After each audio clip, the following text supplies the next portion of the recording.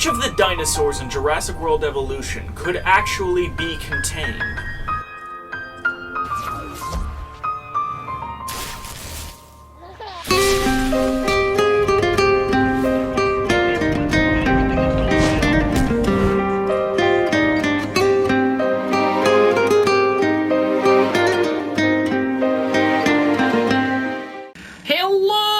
Ladies and gentlemen, welcome to the Chamber of Debate. My name is Brian, and today, I don't know why I tried for a Jamaican accent, it was awful, but we're here because I want to do a follow-up of the variation slot concept that Tom Brady had brought up, and the subsequent video of me talking about it. See, I've considered that quite an interesting concept. Just add one slot to every variation and socket a move in there.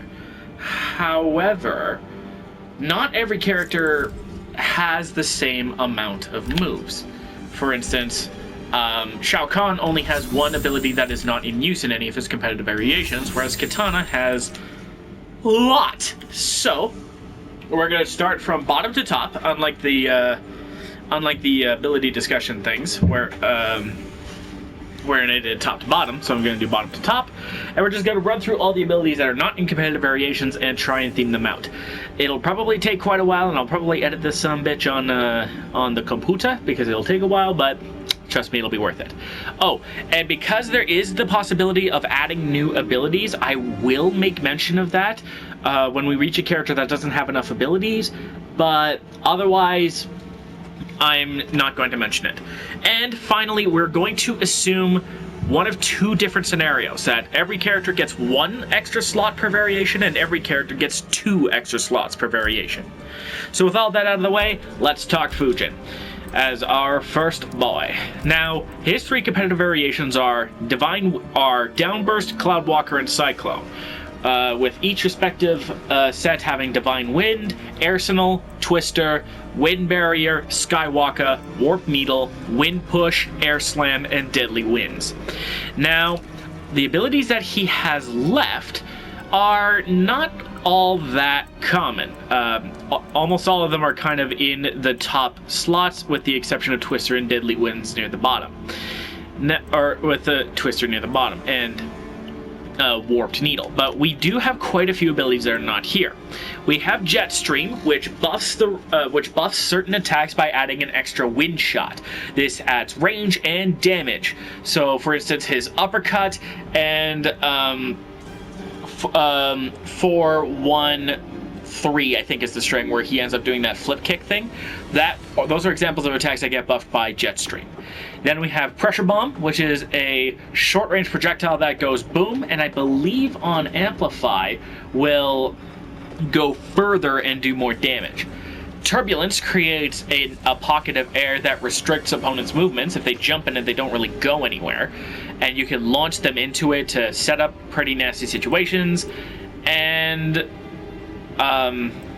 Deadly Winds is the amplify for Whirlwind and Tailwind that adds extra damage and a crushing blow. Now, for the competitive variations at hand, we have to consider a theme. So the theme is, for Downburst, is enhancing attacks that Fujin already has. So we have delayed short hops, air versions of universal special attacks, and the ability to amplify his tornado. So, what is an amplification of an already existing attack? Deadly Winds. So I feel that Variation 1 will probably get Deadly Winds if it's only one slot, because that's basically what that is. Jetstream is worth considering, but we'll talk about that later. If there's only one slot, left, Variation 2, which is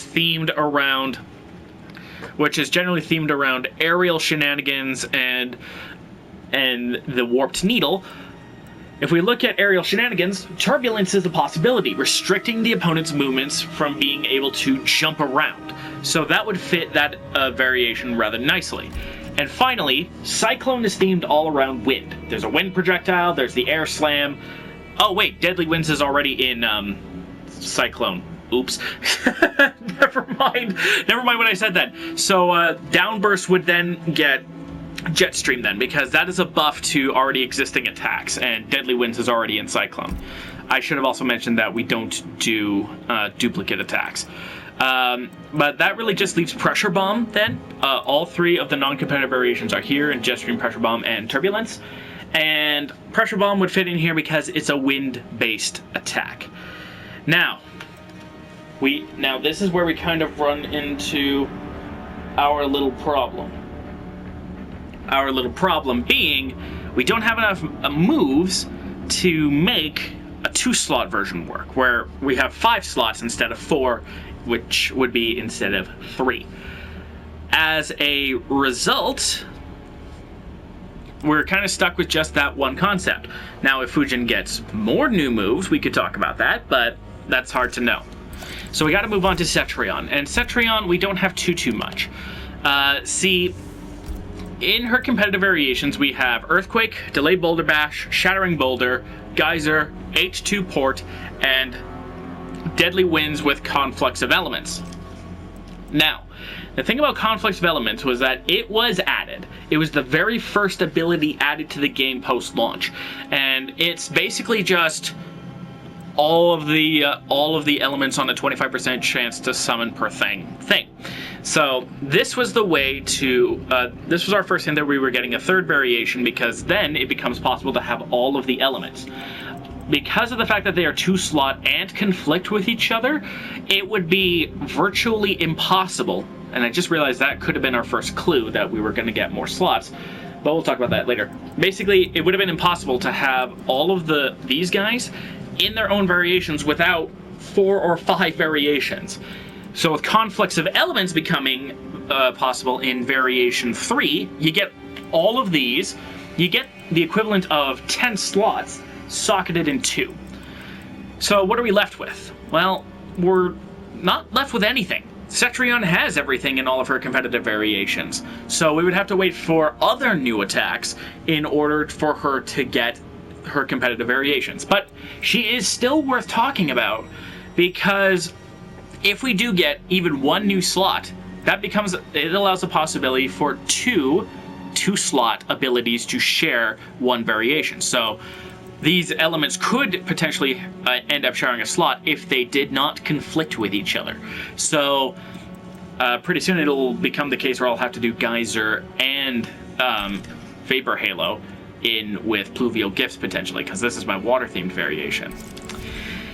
Next, we have the Terminator, who I did talk about. We did talk about in the last video, so I'm not going to stay on him for too long.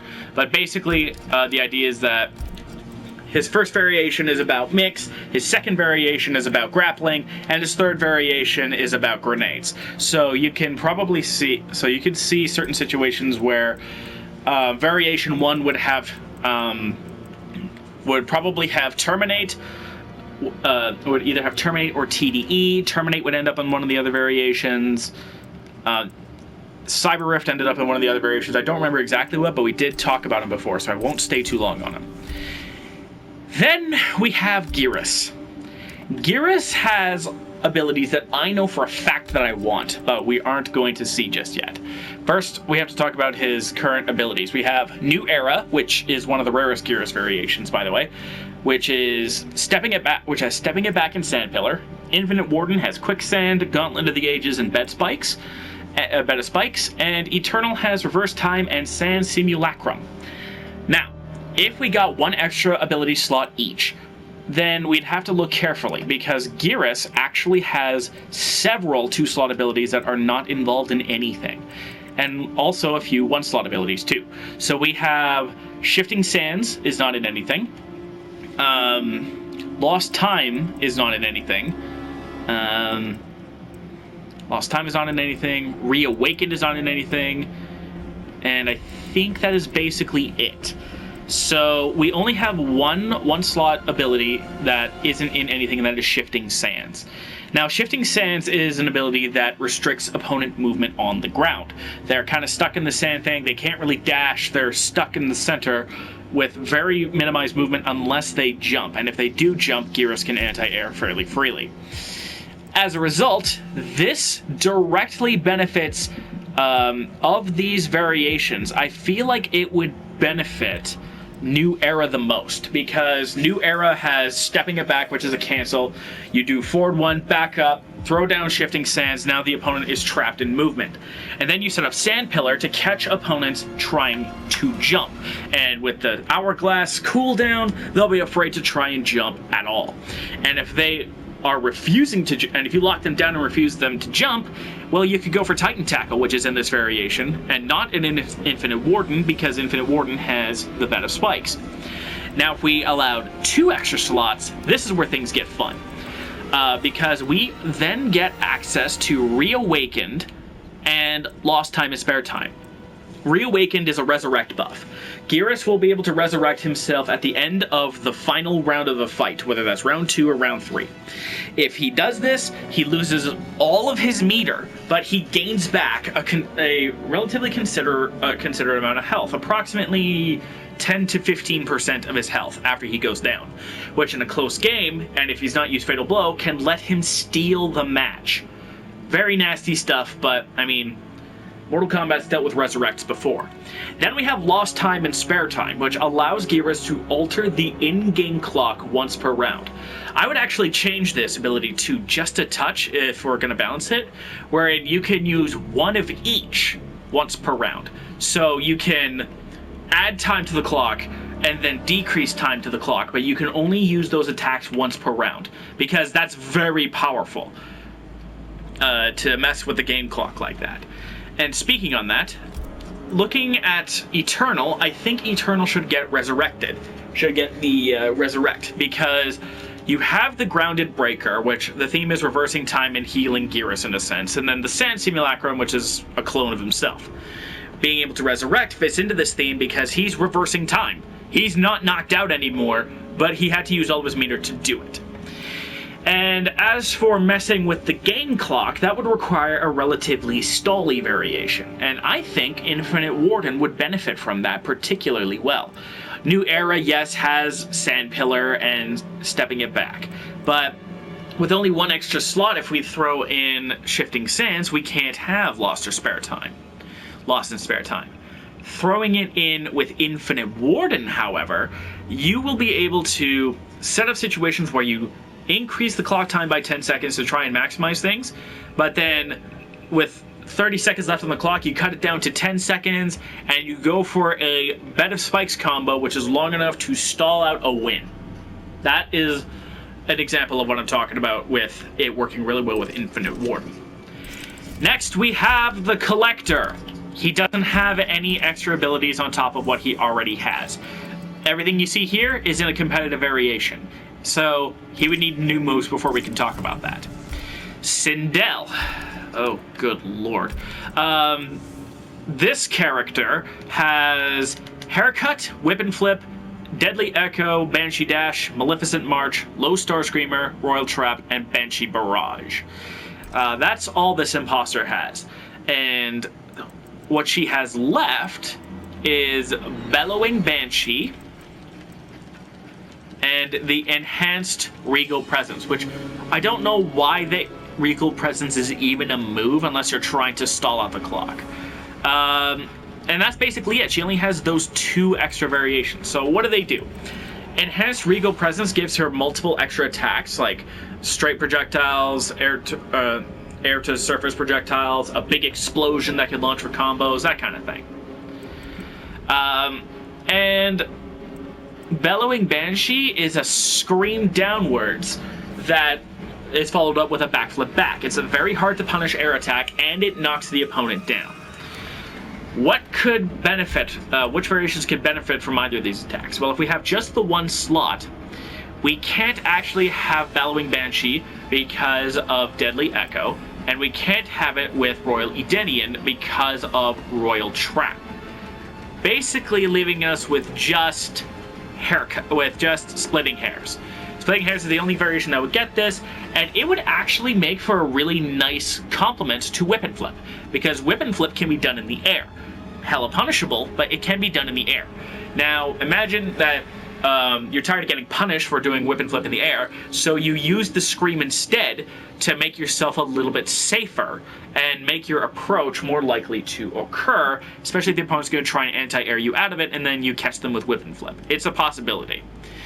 And of course, that just leaves enhanced regal presence, which can fit on either of these two variations, but because of Banshee Barrage and Royal Trap, I'm actually going to throw it on Royal Edenian because it makes sense with the more aerial theme.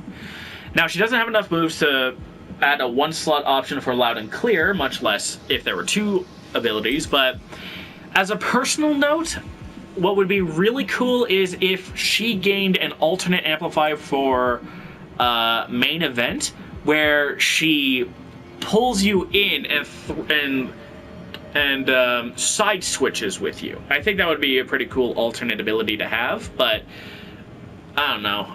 That's about all I can think of for Sindel. Then we have Shiva, whose competitive variations are very simple. We have the traditional Shiva, so Dragon Drop, Enhanced, Shokan Snag, Anti-Air Grab, and the Tremor. Then we have the Shield variation, and then we have the mixed variation with Death March, the Low Grab, and the Overhead Grab. What Shiva has left is Dragon Stance, and that's basically it. It's just Dragon Stance. So what is Dragon Stance? It conflicts with Shield Toss, so it's an alternate version of Fireball.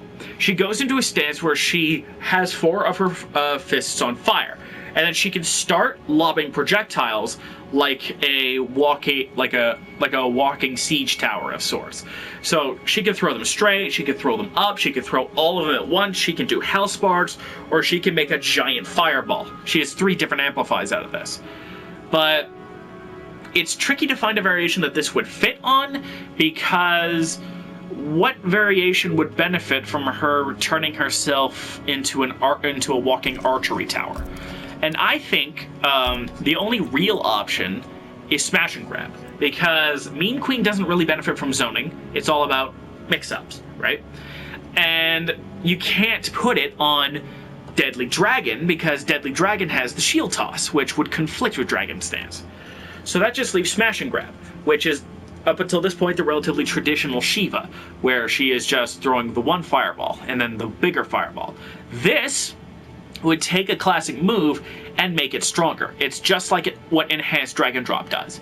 So I think it would best fit with Smash and Grab, but it's hard to say. Shiva would need many, many more moves in order to really get much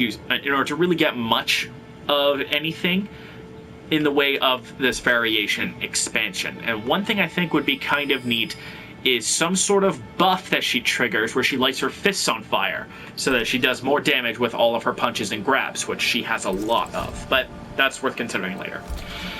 Kotal Khan! I've talked about this guy quite a bit. He's got a lot to work with, but ability-wise, what do we have that isn't anywhere? So first off, we have Ascension. That's his kind of command grab combo variation of sorts, even though it has one of the worst abilities in the game. I hate God Ray. It's Zeal Totem, and the cats all belong on Totemic, and we have Grand Discus, and 2 of the totems attack and defense with Buluk. Now, I have voiced my opinions before that Ascension and Totemic should have a couple of things change. Namely, I would change the name of Totemic, it's happened with Cabal, and I would drop its Zeal Totem for something else, just to fit in with the cat theme and the counter-zoning theme, and I would replace God Ray with literally anything. But if we're gonna get the extra slots, we may as well work with what we've got. And what do we have? Some interesting abilities. Directed Race, which is an amplify that fires a beam and gets a unique crushing blow with totems. So this would actually work really well on either Totemic or Buluk because of those totems, and because that beam stuns for long enough for Kotal Khan to get in and continue a combo from full screen. Those are really good options. The only problem is that with Grand Discus, you can't have it on Buluk, so it has to go, if it's on any already existing variation, it has to go on Totemic. It has to go on Totemic, and you have to stack up all of your Itziel totems, and then you can make exploitations of the Crushing Blow, Cinematic, make the totems explode to gain some benefits out of the deal sort of thing. And it would help with counter zoning, because the opponent will try and throw a projectile to stop you, but then they get a beam of sun in the gut, and then in rushes a cat, basically. So I think Totemic would benefit really well with directed rays. Tonatiuh Burst is the next ability that isn't on anything. It doesn't conflict with anything, and it's kind of an anti-air AoE. You can't jump over Kotal with this attack. And if he amplifies it, it hits on either side of him and acts as a good proximity attack.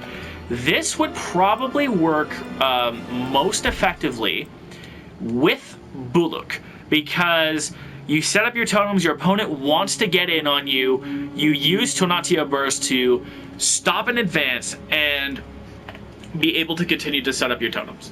And that leaves Ascension without anything. Now, I'm going to be kind of bold and give Ascension the final totem. Because, well, while you could fit it on Totemic to make the theme make more sense, I think the directed rays would work a little bit better here, because with Totemic, because you need a totem. And if we only have the one slot for that are added to variations 1, 2, and 3, we can't have directed rays on a variation without totems. Otherwise, you lose out on its Crushing Blow. So the Chikatok, I think I'm saying that right, the Chikatok totem would go really well, especially with a grappler variation, because this increases the recovery of gauge.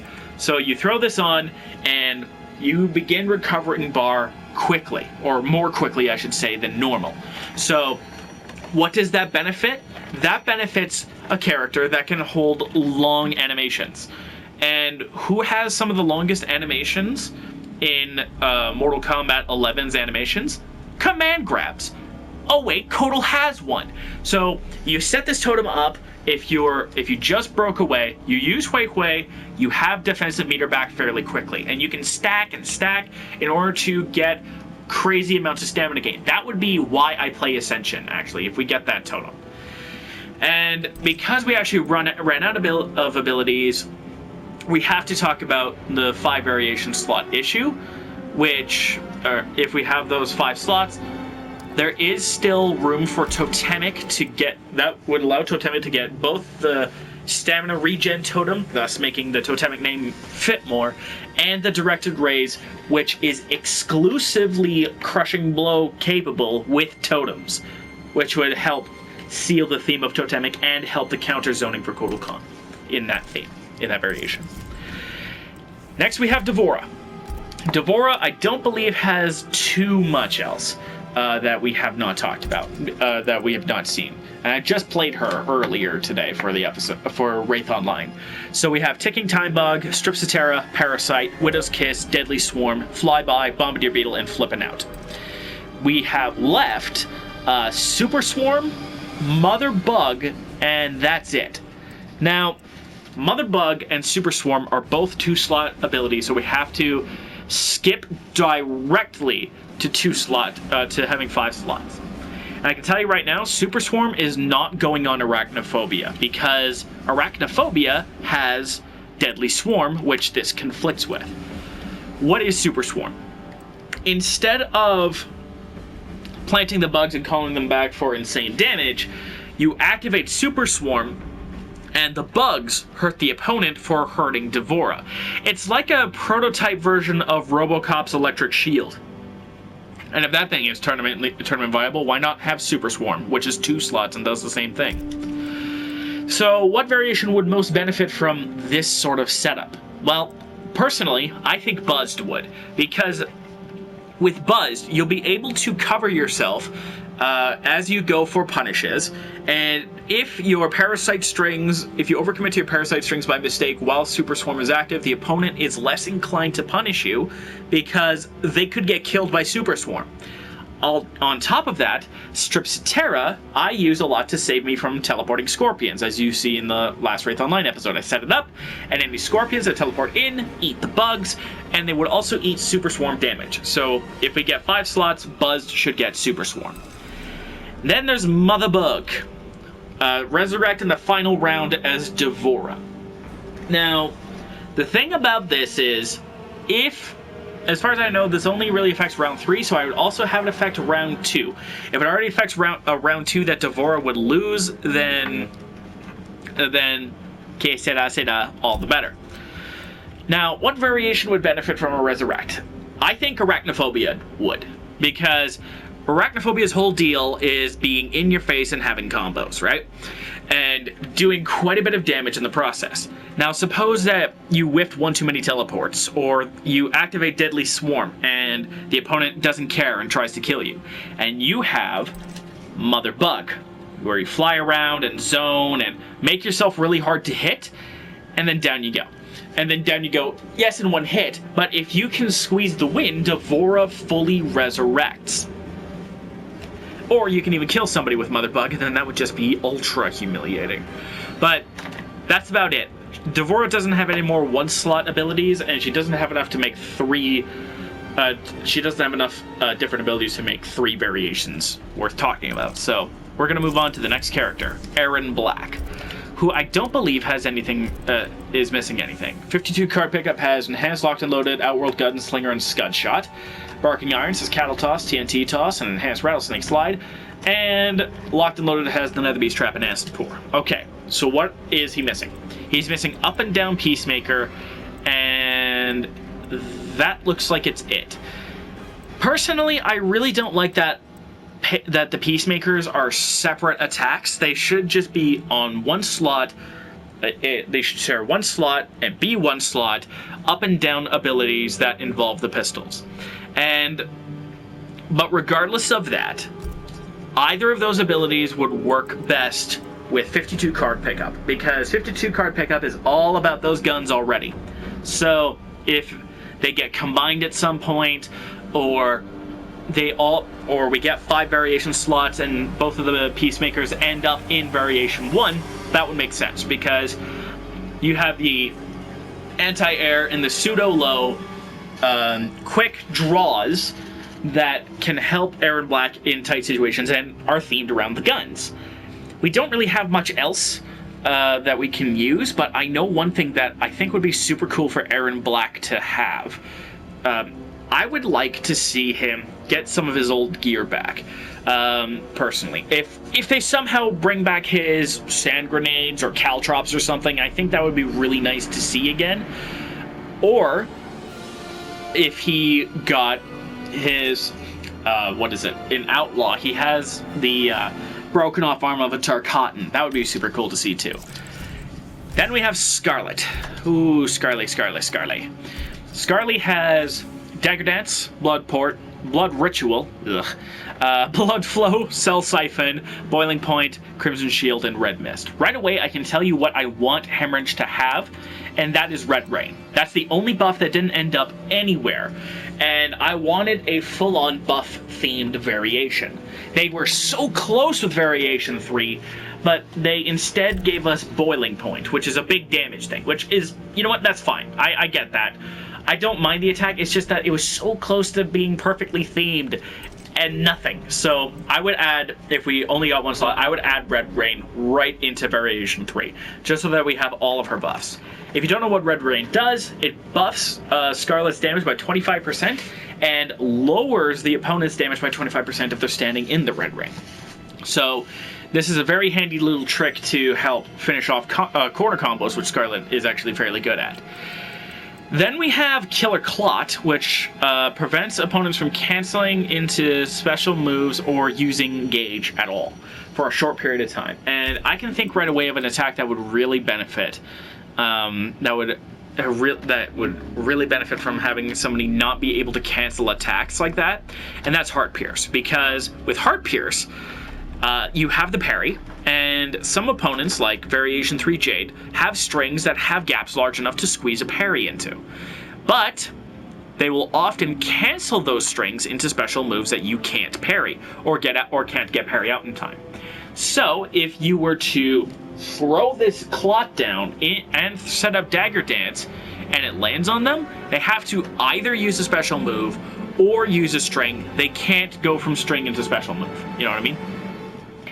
And that And that really just leaves one final attack, Retribution, which, now that I look at it, I'm actually going to make a change because I forgot that Retribution directly conflicts with Cell Siphon and Boiling Point. So Retribution, which is a restand that does pretty good damage, would get brought into Heart Pierce, just because it conflicts with everything else.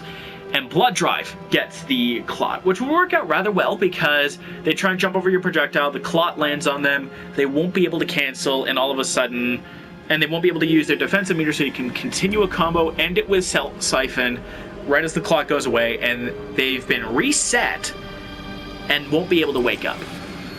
And finally, I think that's it. That's all the abilities that aren't in anything.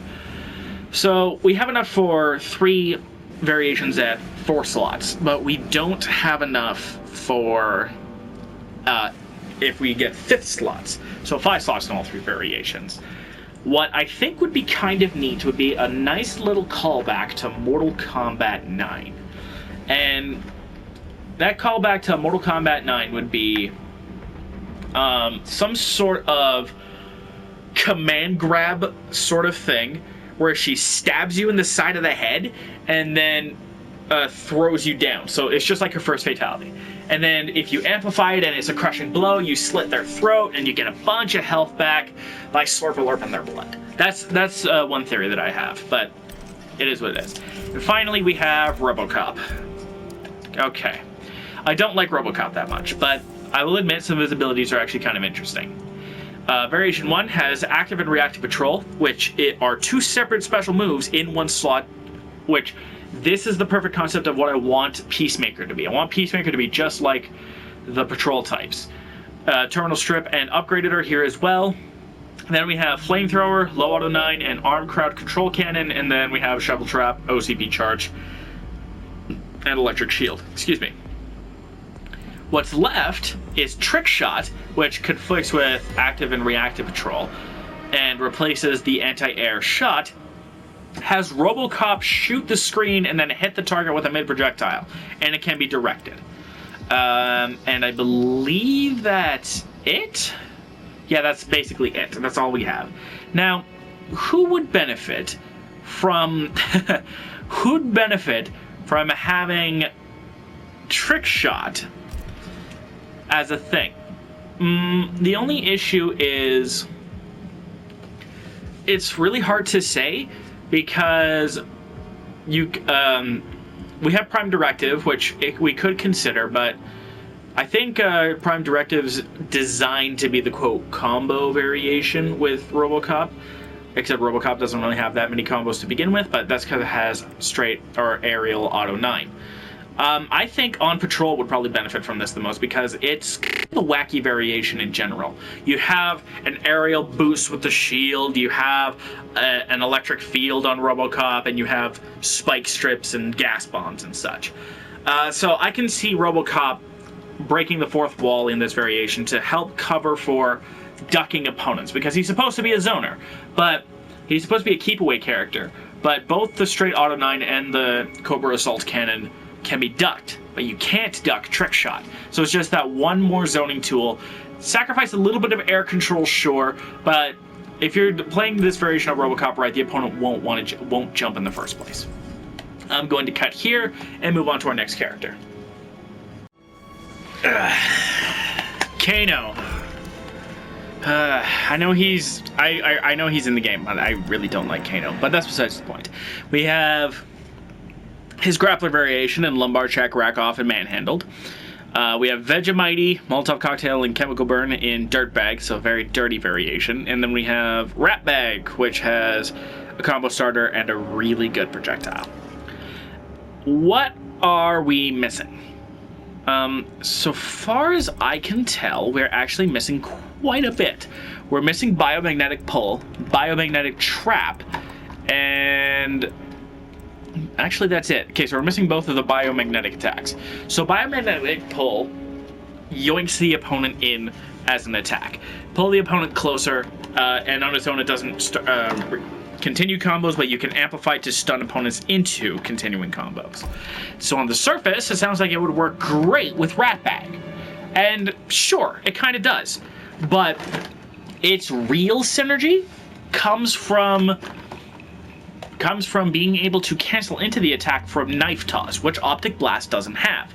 So it would actually work better with either Lumbar Check or with either Ripper or Dirtbag, because you could throw the knife, pull in with Biomagnetic Pull, stun with the Amplify, and finish the combo. It's not an optimal combo, sure, and ultimately it can be really tough to work with. But I feel like if you are particularly good at this, it might work best with Dirtbag. The idea being that you use the pull, which I don't believe gets a buff from Vegemite, but it at least wouldn't cripple it, because you wouldn't be able to activate Vegemite without the without the thing on your chest. So theoretically, you have a combo in the corner with Dirtbag, which this variation is known for.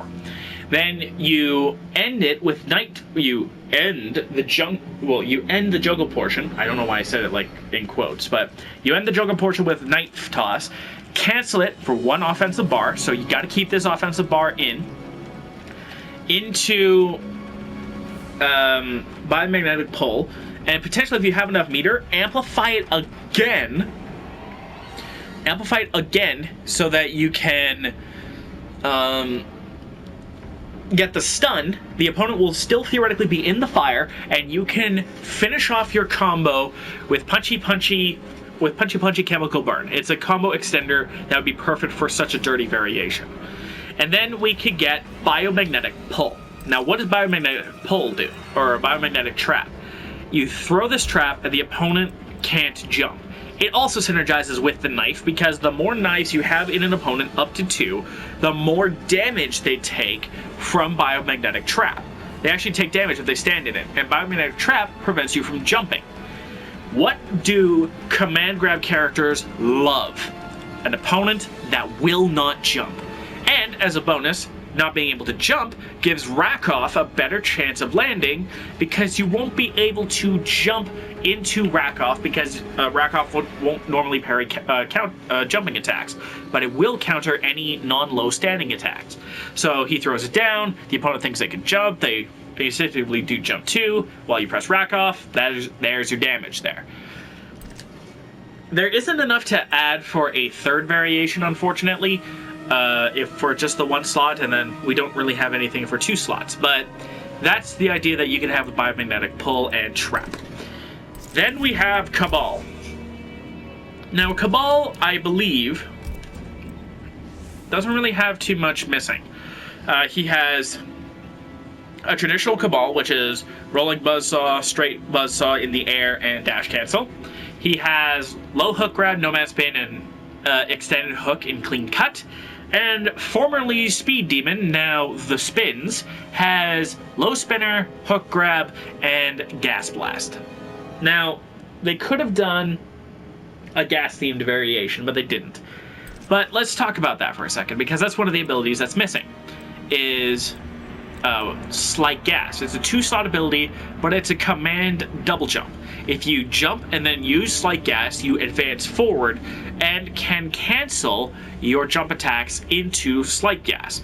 So if you, say, jump in and then do jump 1, then Slight Gas into jump 2, you have a combo that started off of 2 jump-in attacks. And you can also use this to bypass most projectiles, especially since the FAR version basically goes full screen. But it's a 2-slot ability, so if I were to fit this on anything, I would want it to be the Spins with 2 slots. But we have a couple of abilities that are just 1 slot that we don't really have. Or at least 1. I don't know if we have anything else. Where is Flash Parry? Sorry, I'm blind, because I'm waiting for my glasses to be built. There we go. Flash Parry. Parry an opponent's attack. This is a true parry, not a counter, wherein he crosses his hook swords, and any attack that touches the hook swords kind of resets the neutral or leaves Cabal slightly plus. I'd have to spend some lab time with some of these abilities to be sure. But what would Flash Parry work with really well? I personally think if we only have the 1 slot, I'd throw it on Mean Streak, because this is supposed to be a traditional Cabal, right? And MK9 Cabal was known for several things. a ridiculously good low buzzsaw, ridiculously good everything, and armor dash cancels that were basically so plus that they could allow for jailing situations. So having something that is named after the technique that Cabal pioneered in Mortal Kombat 9, the Flash Parry, would be perfect for Mean Streak. But we don't have anything else, so let's move on to the next character, Liu Kang. He doesn't have enough to flesh out his own variation. Kitana, already talked about her. Kung Lao. This is where things get fun, because we have Orbiting Hat and Omega Hat, Guided Hat, Z Hat, and Teleport, Spiritual Guidance, and Vortex. There's quite a few abilities that Kung Lao has that aren't in anywhere. We have, for instance, we have Orbiting Hat on its own without Omega Hat, which would expand the range of Orbiting Hat and adds an amplified to Hat Possession. So, and this also allows you to add a second hat if you have Orbiting Hat. So, we have Orbiting Hat on its own as a possibility, and that would allow for, and that could technically allow for a variation, but it's 2 slots. And now but since this conflicts with Hat Possession, we could talk about Hat Possession, because if we get more slots, it becomes possible to add these 2 together if they didn't conflict. Hat Possession makes a hat orbit around the opponent, making a sort of trap type situation.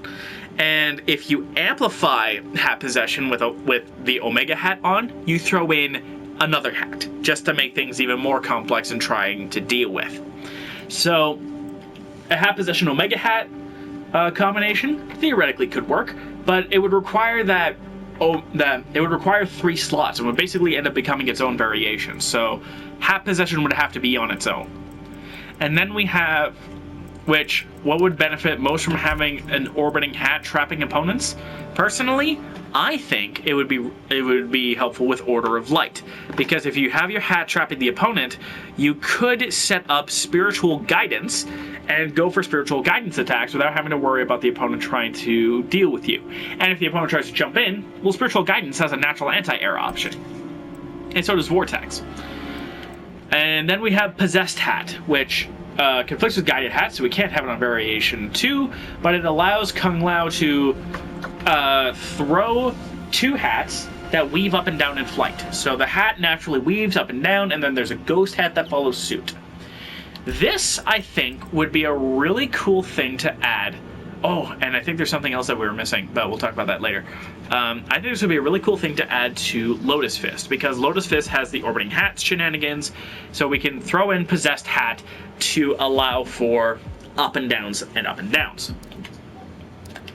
Worth noting too is that Possessed Hat had a balance adjustment in the most recent Aftermath patch, which means that it's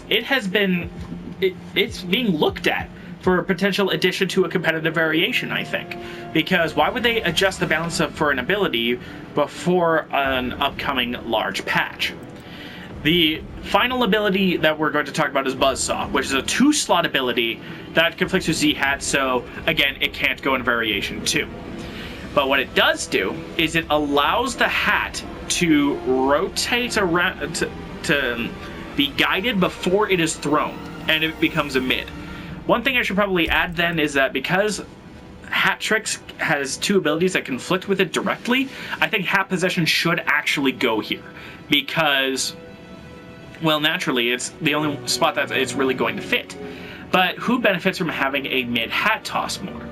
Well, pardon the pun, it's a bit of a toss-up, because Lotus Fist has the hat shenanigans, but it already has Possessed Hat in the 1 slot. But if it were 2 slots, then Buzz Hat could go here. And then if it were 2 slot, I think a mid projectile would benefit really well with a potentially Zony Kung Lao in Order of Light. Kung Lao playing Keep Away. Bit strange, but it can be done if you have that. Not quite enough to really expand any which way, so we gotta move on to Jade, who I believe doesn't have much else. We have Air Razorang, Upward Razorang, and Edenian Spark, Pole Vault Cancel, and Blazing Nitro Kick, and Divine Forces, Vanishing Winds, and Deadly Assassin. Missing is Delia's Dance, and that's it. So, Delia's Dance is a low pull strike that can be amplified to knock down the opponent. But it also leaves the opponent standing. Now, the thing about Deadliest Dance is that it's a low. So, what would benefit from that the most? Well, Emerald Defender is a zoning variation, so it wouldn't really benefit from having a close-up attack. Doesn't really need it. Untamable would be nice to have, but it already has a low option in Vanishing Winds to complement Deadly Assassin. And thus, it just leaves Jaded, which the Pole Vault is overhead, but you would have to cancel it. So Pole Vault, cancel, and then potentially go into Deadliest Dance. So that's basically where Deadliest Dance would belong, but we don't have enough to expand much further.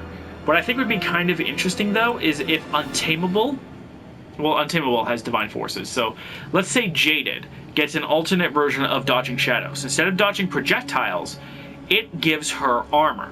Now, that sounds scary, but remember, armor breaks are a thing in this game now.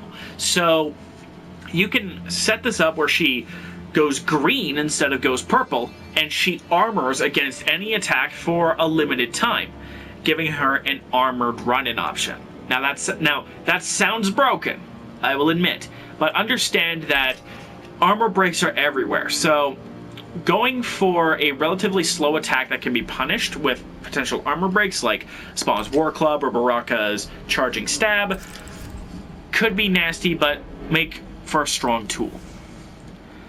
Next we have Sub-Zero, who has Deep Freeze and Cold Shoulder, Frigid Storm and Desical Barrage and Polar Axe, and Arctic Trap and Creeping Ice. All that's left is Ground Ice and Rising Ice.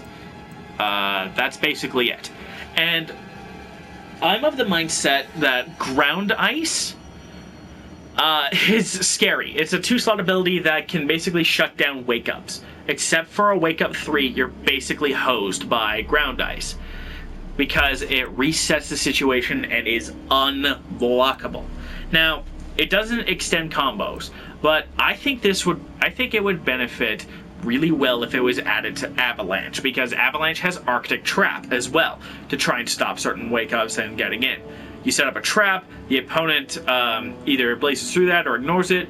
Let's say you knock them down, go for low freeze, and bam, they're in a really tough situation. And then we have Rising Ice, where he rises upward with a bed of spikes. Now, Rising Ice is really cool because on Amplify, it can extend combos. And as far as I can tell, the combo variation is more so Dead of Winter because of the amplified Ice Ball, which can extend combos that it normally can't and does damage and such. This would help really well if it had a second combo option, either to make for more varied combos or make for longer combos that can end with 1-2 Force Crushing Blow much easier, especially in the corner. And then we have Jackie Briggs. Jackie Briggs is interesting because she has a move. She has a move type that isn't in anything. That it surprised me that it didn't end up there. First up is first round KO, which has a grapple in Lethal Clinch, Cybernetic Override, and Robo Grappler, which should get buffed back up to be fairly strong because it's very hard to do. Grenade Launcher, Air Dive Bomb, and Tech Dome, and then Ground Pound, Enhanced Air Blast, and Bionic Bounce. So we have an aerial variation, we have a gizmo variation, and we have an up close and personal variation. So what do we have left? We have the prototype rocket, which can act as a projectile. We have Hyper Knee, which is a mid attack that acts very similarly to the Dash Punch, but if it either breaks armor or is a crushing blow or ends a combo 8 hits or greater, it's a crushing blow. The fact that they gave this move armor breaking properties but didn't put it in anything leads me to believe that there's also possibility for some of these abilities to become armor breaks. And I didn't talk about it up until this point, A, because I forgot, but B, because I couldn't really think of any of those attacks to be half-decent armor breaks, you know what I mean? For instance, if I were to just go back for a minute, what could break armor for Kotal Khan? Tunatia Burst, maybe. The Discus Beam, perhaps. But those are both fairly slow, or have poor range. Or if we look at Scarlet, Red Rain giving her an armor break boost on all of her attacks if she stands in the Red Rain. That could be pretty cool, but I don't know if that would make things broken or not because of the fact that Red Rain would make everything armor break, but only if she's standing inside of the spotlight, so to speak. Or maybe it would be a little bit broken if Kano had biomagnetic pull to break armor and pull the opponent in and automatically stun them to extend combos. It's something worth thinking about, and I might make that a part 3 in this discussion because that sounds pretty interesting. Which abilities not in a variation already should get the armor break bonus? Because right now Shao Kahn is hogging all the good ones. But yeah, that's Hyper Knee and Prototype Rocket, and I think that's it. Yeah, that's basically it. That's just that's all she wrote. I think Hyper Knee would be really interesting to see on first round KO, because first round KO has a lot of combo potential. You have the Grease Kick, you have Cybernetic Override for cancels, you have the Lethal Clinch, which has a Crushing Blow launcher. Next Gen has an armor break, but it has an armor break already, so let's not get greedy there. And Hyper Knee doesn't really fit in the theme with Upgraded. I mean, sure, you could do the Air Blast combo in order to get that, but you're with Upgraded, you're staying in the air, and you're keeping your opponent from being launched so that they can't break away, thus giving you less of an opportunity to make use of your armor break property. So it makes the most amount of sense to throw it on first round KO, as crazy as that sounds. And then Prototype Rocket conflicts with Grenade Launcher, and I'm not sure, but I think it might actually directly nerf Upgraded, so it might actually be smart to put it there. And the reason why I say that is that right now, Enhanced Air Blast fires the Air Blast straight down, and the Air Blast stuns the opponent and allows you to go, and if you amplify it, you can use it to extend combos to get more damage. But what if it didn't? What if it just, I don't know, launched the opponent because of the rocket properties? That could be a nice way to nerf Upgraded while giving Jackie better zoning options so that she plays a more balanced game instead of just jump in like crazy and utilize the air and just spam Air Blast combos. I don't know. It's just a theory that I had. And she doesn't really have enough for anything else, so let's move on to Raiden. I can tell you right the hell now that Raiden has quite a few abilities that I really want to see. So we have Spark Port and Storm Cell, Electric Burst, Quick Charge and Electric Current, and Joe Push and Lightning Rod. I hate Joe Push so much. One thing I would do for Joe Push, though, to make it worth its 2 slots is I would allow Joe Push to be used if Lightning Rod is in the ground, but it moves forward the same distance that it would if it was just sent from Raiden's hands, but from the Lightning Rod. That way, you have space control in the form of you place down your Lightning Rod and you throw projectiles, you throw lightning to keep them back, and then you use Joe Push to force them back and then teleport into a launcher from full screen. That would be really nice and would make Joe Push worth it. Anyway, what is he missing? Well, Raiden is missing Rolling Thunder, which is a low-rolling carpet of lightning that does damage over time to the opponent standing in it. Super Bolt, a move that actually makes sense to replace Electric Fly, which is a mid-punch that can be amplified for more damage and has a Crushing Blow attached to it, where if it counters or punishes an opponent an attack after being maximum charged, it becomes a Crushing Blow. It becomes easier to land than normal Electric Fly. And then Lightning Storm, which is a traveling stance where he can do air to surface lightning, air to air lightning, an overhead electric stomp, or amplify to fire 3 torrents of lightning before coming down. Now, all 3 of these can go onto each variation, thus giving us a full 4-slot system. I think, here's what I think. Oh, by the way, I love that Punching Joe ended up becoming Variation 3. First thing I would do is I would keep Thunder Wave as the traditional Raiden variation. It doesn't have the armor break, but it does have the teleport. Oops. And it would allow Raiden to teleport, get combos, and then perhaps, just to be sneaky, we can give him, because it conflicts with Lightning Storm, so we can't have that stance, the Lightning Cloud, the lightning carpet that moves forward. Now, this is a little bit tricky, but it would help Raiden potentially chip out opponents if they are respecting Storm Cell too much, because Storm Cell hits 3 times and leaves Raiden at -3 and pushes back. So if Raiden sets out the lightning, the opponent moves in, and you do a block string that ends in Storm Cell, well, they're going to be caught in a situation where they're taking chip damage from the Storm Cell and unblockable damage from the Lightning Cloud, thus potentially killing them. Raijin, I think, would be super cool. It would be really cool to give this one. It'd be really cool to give Raijin the Superman fly. Partially because Truth and Light will not allow that because of the fucking Joe push, but it will also allow for Raiden to have an attack that is basically a better electric fly in terms of its crushing blow, but I think it's slightly less safe.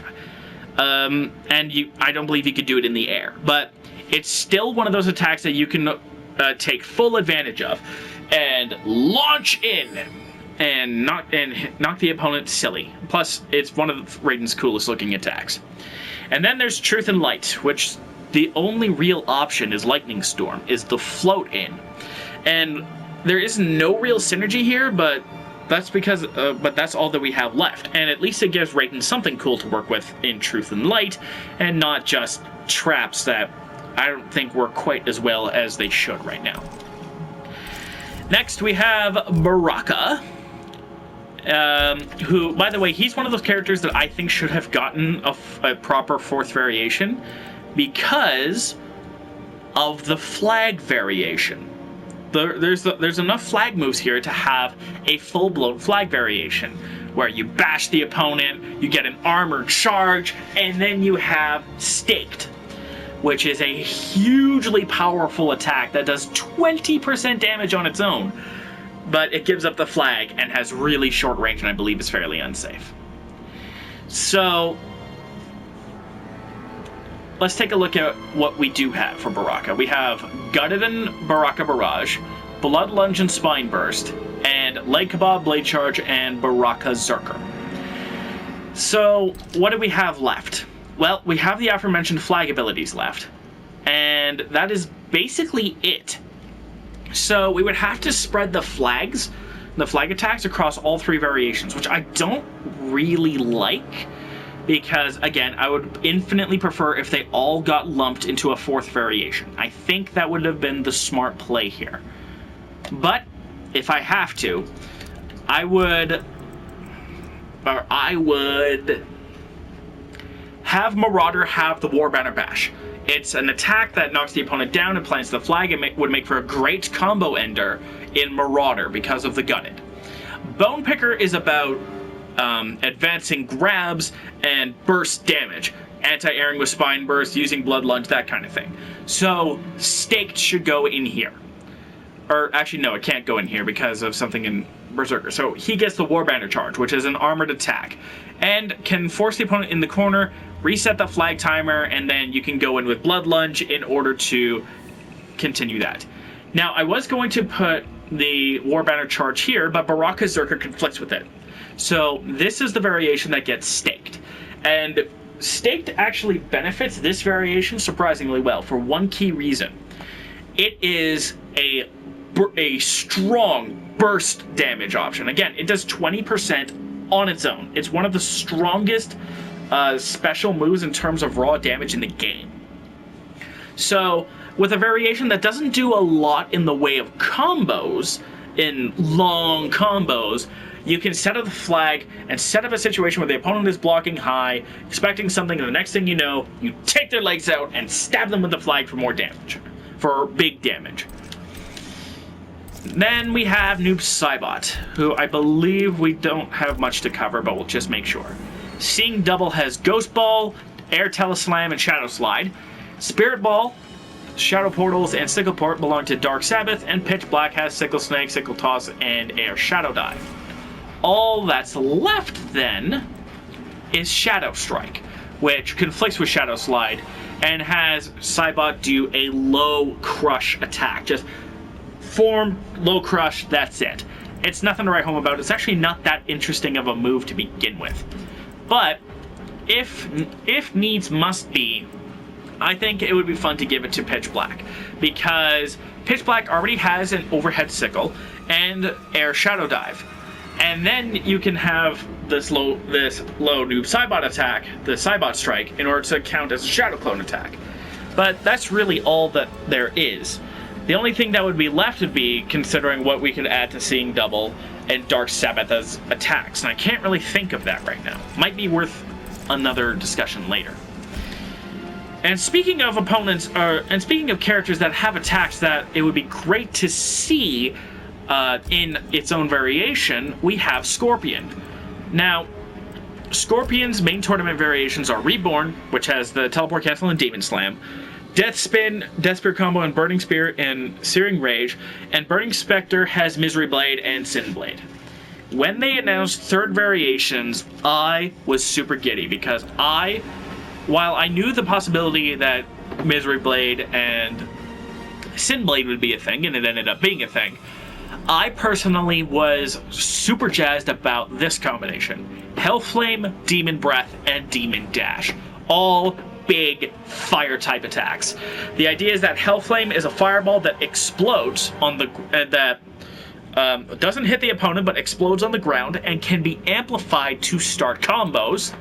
Demon Breath is big flame that resets neutral on a grounded opponent and can do a fairly decent amount of chip damage and pushback. And then Demon Dash, which is a big ender. Now, if we have to split these up again with like Baraka, I'm sad that we have to split these up, but unlike Baraka, these moves do not conflict with anything. So why don't we take a look at the competitive variations and see what we can do. I think Reborn, because of its whole thing with locking opponents down and messing with them with teleports, should get Hellflame to get a projectile that is not the spear, which would allow fake out teleports and some combo potential to combine to make for scary situations. Searing Rage should get Demon Breath because it shouldn't get Demon Breath. It should get Demon Dash because Demon Dash is a really strong combo ender that, especially with Amplified, does a lot of damage. If you combine that with Burning Spear, buffing spear type damage, a good example of this would be after Burning Spear, jump into forward 3 to teleport amplify, forward 3 2, and then cancel into Meter Burn Demon Dash. That's going to net you a lot of damage. So I think it might even net you over 40%. I'll experiment with that and get back to you guys on that. But suffice it to say, that's where a lot of the damage lies. In fact, I'm actually going to... I'll save that for later. And Burning Spectre would get the Fire Breath attack. Not because, or mostly because there isn't anything else going on, but it always helps to have an attack that can end combos that helps reset the neutral in a way that can become advantageous for Misery Blade. And Demon's Breath can do that if the opponent is grounded. So it's definitely worth thinking about. The Joker. Our third character that has variations, that has a potential fourth variation out of missing moves. But right now we have Clown Prince, which is all about the doll gun, because of Batsy Poo Cancel, Batsy Pew Pew, and Puppet Parry. Ace of Knaves is Jack in the Box base, with Jack in the Box and Jumping Jester. And Madman is the weird one. It's combo and setup with Kapow and Getting Lit. Now, the thing is that we have at least two abilities that are not, or three abilities rather, that are not being used right now. First up, let's talk about the abilities that could have turned into a really cool variation, which is Hostage Hop and Corpse Trot. Which Corpse Trot Joker picks up a body and swings it around, and it explodes to knock the opponent back. And then Hostage Hop summons a hostage that then explodes and can be used as a meterless launcher or amplified to make the explosion more immediate. So, and then there's Boing. Boing, which is a super jump. Now, because Boing uses the Springbox gloves, it's a no-brainer to add it to Madman. It makes perfect sense. He has the Springbox gloves in Kapow. So let's bounce off of that, literally in this case. Hostage Hop would have to go to Clown Prince because it conflicts directly with Ace of Knaves. It could go to Madman as well if we're just talking 2 slots, but I think for theming it would make more sense to have Boing here. And so, while this is gun-based, I can imagine having a hostage hop in to help with some zoning situations with opponents dashing in, and then you set off the explosion and do a little bit of counter-attack type situations for if you are trying to zone. And then with Ace of Knaves, we just have Corpse Trot because it's the only move that's left over, and because Jack in the Box and Jumping Jester both involve explosions, you can see where that would come in handy with, where that can theme in with a body that explodes. Next we have Johnny Cage. Johnny Cage has Shock Jock, which is Mime Time, Brass Knuckles, and Caged Rage, Say Cheese and Throwing Shade, Load Force Ball, and Rising Star. So, what's left? Well, a variation, a potential variation idea, but we really only have one ability left that isn't in anything, and that is Stunt Double. Now, Stunt Double is 2 attacks lumped into 1.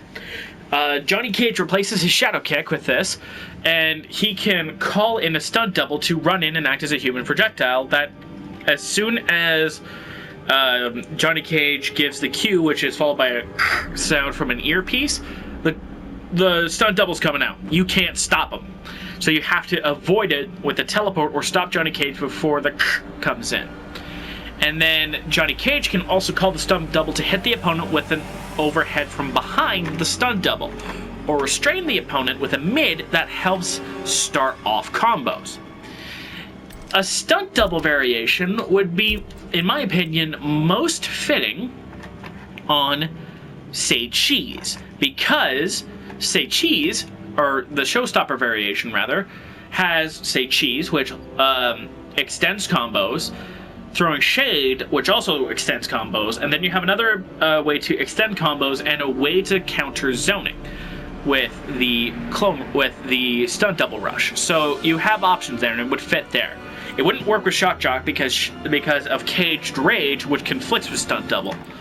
Outtake doesn't get anything, but that's because that's basically all that we have left. I think if Johnny Cage were to get an ability that is not in anything at the present time, like a new ability, I think a red shadow buff to buff all shadow attacks by a certain percentage of damage and maybe give them all armor breaks would be super cool.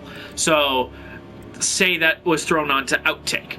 Both of his force balls break armor and do more damage. Rising Star breaks armor and does more damage. Shadow Kick breaks armor and does more damage. That kind of thing. So he temporarily breaks more armor, but that helps him with because his armor break is really, really bad. And Johnny Cage needs a bone thrown his way. Sonya, her only ability that isn't in anything is Air Soaring General, and I kind of mentioned that in the video, but we haven't talked about her variations directly. We have Air Ops Drop, Crushing Counters, and Marching Orders, Energy Rings Charge, Down Energy Rings, and Cat Orbital Drop, which I think should just be a normal orbital drop instead of the turret dropping down and then teleporting for no reason, and then Summon the Turret and Turret Trauma. So Soaring General is an air-to-air attack that has Sonya kick the opponent. This can be amplified to knock the opponent down in a big spiral Izuna drop type attack that does more damage. That would most fit No Holds Barred because No Holds Barred is very aerial already. It has an air grab that can combo into opponents that can be used as a combo extender or a combo ender. It also Crushing Blows if it catches an opponent that's in the air raw. There's Marching Orders, which is a 4th jump-in attack. And universally, Sonya has air control, which is surface to air, and, you know, catches opponents jumping. So having another aerial attack would fit No Holds Barred particularly well. For Sonya in particular, I would like to see Sonya get an extension to her abilities that include more of her classic attacks, because only the energy rings are back. Arc kick is missing. Cartwheel is missing. Leg grab is missing. Military stance is missing. Those iconic attacks are gone and replaced by more generalist attacks. She got a major moveset overhaul, which I think was fine for now, but I think it would be really cool to see, for instance, in No Holds Barred, let's say we have 5 slots, and one of them goes to Soaring General. Let's say No Holds Barred gets, instead of the leg takedown, you get the leg grab, the classic leg grab. And then you have Ringmaster getting cartwheel and stances and things, and then Ten Hut getting various other classic attacks. So bring some classic attacks back, man. I know Kitana got a lot of flack for stealing Melina's size, but the fact that Sonya only has one iconic move in her arsenal left, I'm surprised that more people weren't mad at that. I only ever saw one person get super mad at that. Now let's talk Cassie Cage, who has Bullet Barrage, Kneecapping, Flipping Out, Energy Burst, Shoulder Charge, Flying, Glow Kick, and BLB Advance and Energy Bounce. All that's missing is Control the Drone and Bitchin' Bubble. Now, Bitchin' Bubble has the drone create an energy field around itself that does damage over time. This is really good for a variation designed to lock opponents down in front of Cassie Cage. It conflicts, however, with Energy Burst, so we can't actually use it with Variation 2, which is fine, because Variation 2 doesn't really fit that motif anyway. But if you want to lock somebody down at close range, you don't really have much of an option. You have the more zony Digital Soldier and the Soups OD, which does have a couple of advancing specials, but they both use the drone already. And I believe once this attack is out, you can't actually use the drone unless you throw. So I would think that just because of theming, Soups OD would benefit more from having Bitchin' Bubble, but it doesn't fit directly. The final ability, Control BLB 118, has Cassie go into a stance where she controls the drone and does a few different attacks. An AoE drone shock that juggles opponents slightly, a bomb that can either go forward or back depending on how far the drone is flying and the angle, a quick laser pulse, and a meterless cancel to bring the drone back. That makes for incredibly good zoning and keep away, because you can harass the opponent at full screen with this drone. And I can't think of a variation that benefits from that more than Digital Soldier. I think if Digital Soldier got this, it would be disgusting, and I would love that. As far as zoning shenanigans go, I know people who would despise keep away would fear this variation. Next up is Jax, and Jax doesn't really actually have all that much, if I remember correctly. Is that Weary Warfighter, not Wendy Warfighter? So first off, let's run through the variations. We have Duck and Weave, Briggs Brigade, Ripped, Quad Grab, Burning Hammer, Expert Grappler, Lethal Clap, Ground Shatter, and Enhanced Outranked. I'm sad, by the way, that Enhanced Outranked isn't in with Hunkered Down, because that would be scary if it was combined with Expert Grappler, but whatevs. That's why I have it combined here. All that's left, what's left is Buckshot, and that's basically it. Now, Buckshot is a short-range burst, which replaces the grenade with a shotgun, and it isn't really much to write home about. It's not that great of an ability to begin with. But Jax himself isn't exactly that much of a zoner. But I think it would actually benefit Ringer, because it would actually best fit on Ringer. And that's because with Ringer, he has multiple ways of getting the heat needed to have a good projectile, and ground shatter can become a projectile in and of itself, because can become a projectile that can then become unblockable with meter. So if we replace the weaker projectile of the thumper with the more immediate action of the shotgun to put them back at range, this could actually help out Ringer a little bit in the sense of the opponent is down, then Jax can build up heat and then go in for an enhanced outranked. He doesn't have much in the way of any other variations, but I can't really think of anything else that he would have outside of, I don't know, summoning a machine gun or replacing the rockets with the more immediately available energy wave, which would probably do less damage or be slower, but would be immediately available.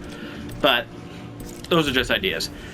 Then we have Spawn. Now, Spawn, I already know what I want. I've already discussed with Spawn because I use him as an example due to his buffs. So we're not going to talk too much about it. But I wanted to bring him up because Spawn's power set lets him have more than just what we see.